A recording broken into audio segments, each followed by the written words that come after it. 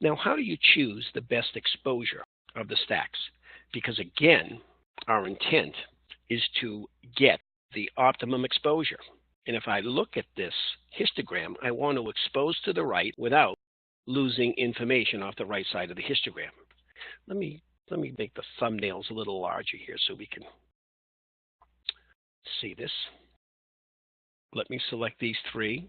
And if we look at the first exposure, then we look at the second exposure, the histogram moves to the left, and the third exposure, which is the brightest, will move to the right. Now, choosing the best exposure from a histogram is very difficult. We can use Lightroom's develop mode to assist us here. If I look at my first exposure, and my second exposure, and my third exposure, we can see that the histogram moves just as it did before.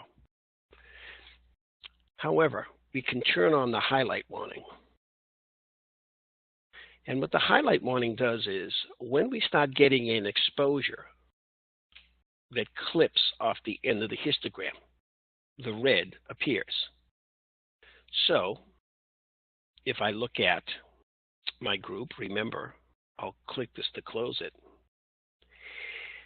When I evaluate these exposures with the clipping on, which you can turn on with the mouse here, or you could hit the letter J, a keyboard shortcut, turns both the highlights and the shadows warning on. Okay, if the shadows get too dark, it'll show up blue once it clips off the left side of the histogram. And if the exposure goes off the right side of the histogram, the red warnings occur. So using the highlight clipping will tell us what is our optimum exposure. Usually when I evaluate these, I'll look at the first exposure. If I do not see any red warning, I will click on the stack to expand it. I'll go not to my next one, because certainly if I didn't see it on the first image, I will not see any clipping on the underexposed image. But if I go to this exposure here, this looks like getting a little clipping. Now, in the sky like this, it may be good, but let's go back to our first image and say, this is the one we want. Now, initially, this may look like an overexposure, but we know that we've lost no data in our exposure. So what we're going to do here is we're going to click Autotone. There are lots of good reasons to use Autotone. That'll be for another video, but it will optimize the Lightroom Process Version 2012 adaptive algorithms. What I then usually do is I can move the slider bar, the exposure slider bar, till I get a good global exposure. We've already worked from the top down by using the auto exposure. Very interesting video by Jack Davis where he says the first slider he addresses after exposure is clarity. Now, I'm working on a reasonable exposure here, but I'm not sure about my white balance. Usually the white balance would be one of the first things you want to adjust because it does affect the exposure.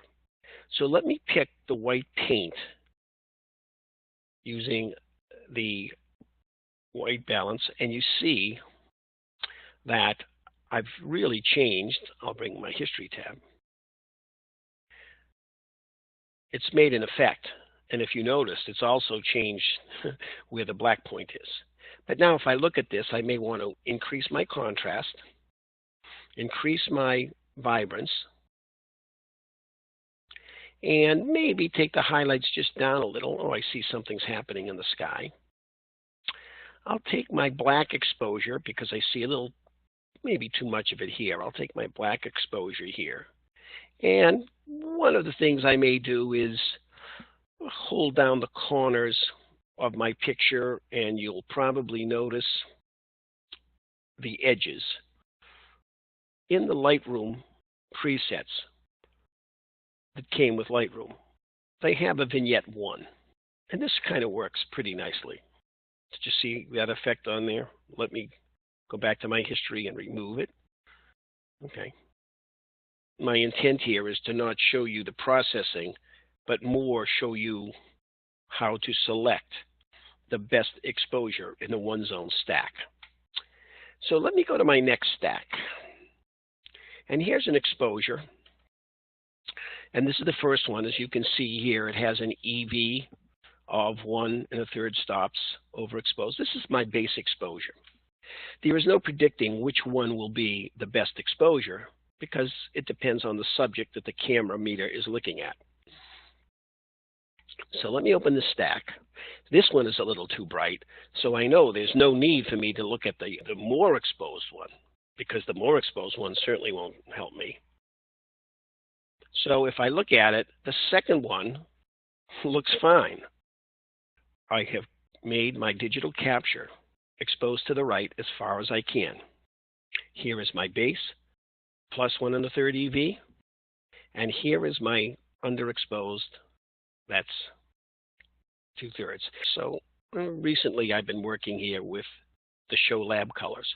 And when I go up here, I have 97, 98, 97%, 98.1, 98.2.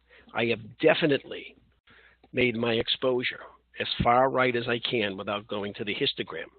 So now, in this set of bracketed exposures, the exposure that is 2/3 of a stop overexposed is the best. So here's what I'm going to do. If I go to the second exposure, which is the one I'm on, you'll notice if I roll over it, I'll see a shield. If I click the shield, it jumps to the first position. Now when I click the first position, it collapses, and now I have the best exposure on the top of my stack. Matter of fact, I may give this a pick because I like what I'm doing here, and so this will be a pick. Now this is the one I'll process, and as I say, there's lots of benefits. First of all, there's noise. Take a look at this. You see very little noise in the black here. That's only because the black isn't black. This black is far from being black. However, I can take my general overall exposure down. Now, maybe I'll use Jack Davis's. I'll go here. I will choose a white point. Now, when I choose a white point or try to feel for color, I mean, this looks a little cool, so I can bring it up with the yellow. However, just as a start, I'm going to use this as a shot. So I will try to see if there's a neutral. And generally, there's always a neutral.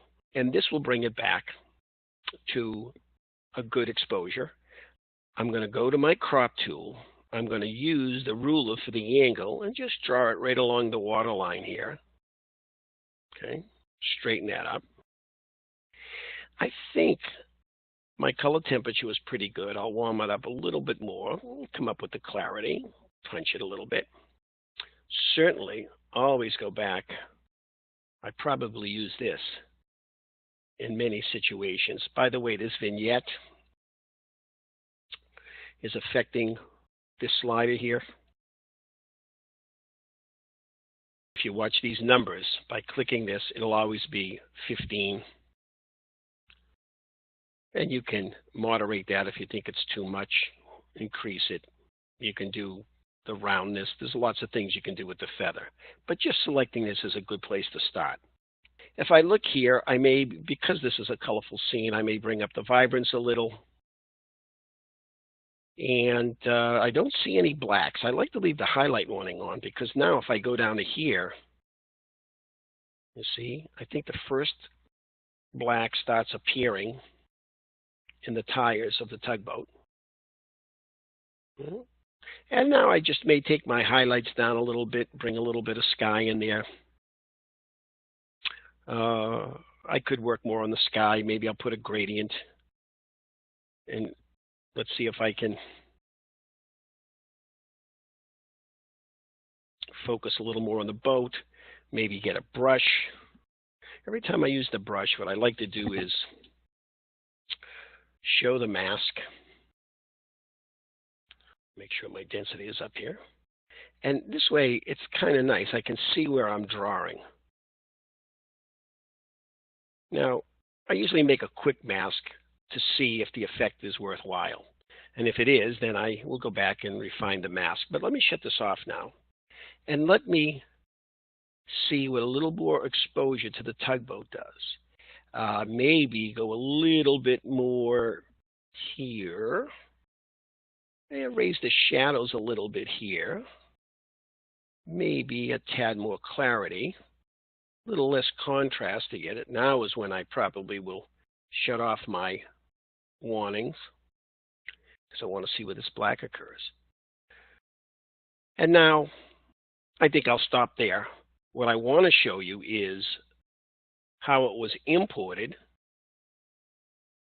Look at the exposure to the right and the final update. Okay. Again, I might add a new brush, turn this on, and just make this area here snap just a little more. What I'm showing you is not the processing per se, but I'm showing you the power of exposing to the right. Because if I do this, I'll shut this off. If I zoom in, you're not going to see any noise